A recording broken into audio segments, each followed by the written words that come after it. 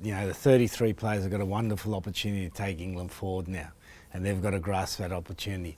There's going to be a lot of disappointed players out there, and all of those disappointed players that have been in the squad previously, I've spoken to, explained the situation, explained why they're not in the squad, and hopefully explain what they've got to do to go forward.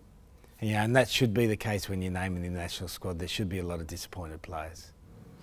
Looking at the young uncapped players that you've brought in, how excited are you by them? Yeah, well, they've all got potential, and potential's a wonderful thing. But it's now, as I said before, it's up to how hard the players work to convert that potential into performance. And performance is everything. Performance gives us winning games. And so those young players have all got talent, but talent doesn't win your test matches. It's the ability to turn that talent into consistent performance. Do you have a starting 15 in mind? That's one of the first things you do when you're a head coach. You think, right, what's going to be our starting 15? And we've only got, and it's not an excuse, we've got a short preparation, and that's how it is. So, I've got to decide on the players quickly and get them organised. Looking at the back row as a unit, a lot's been made around the world of rugby about a 7, a fetcher, a jackal type of player. How important is that role to you? Well, a 7's primary job, let's get what a 7's primary job is. That on first phase in attack, they ensure we win quick ball, and so they need to have very good clean-out skills. And then conversely, on the opposition ball, they need to make sure they slow that ball down. So that's their primary responsibility. Then they repeat that in phase, the ability to either slow the opposition's ball down or create quick ball for you. And so in England, we haven't had a lot of players who have specialised in that area. There's been a lot of players that play a little bit of that and then do a bit of running. So what we need to develop over the next 12 months is players who can specialise in that area.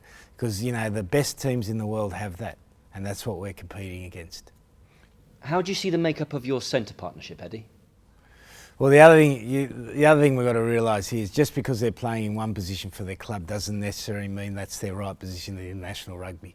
So we want a 12 ideally who can take the ball through the line and then has the ability to pass and make good decisions. So that's what we're looking for in attack. In defence, they've got to be very solid. It's disappointing that Henry Slade's injured because he possibly could have filled that role. But we've got guys in the squad who are going to be able to fill that role very well for us. 2 scrum halves, how much of a calculated risk is that? Well, we can only name 33 players. We need 3 of each in the front row because of the regulations and because we need to have that cover. Halfback, it's if someone gets injured, we call someone in from the Saxon squad. It's the same in any position. And then your captain, Eddie, do you have an idea of who your captain will be? And will it be just one person?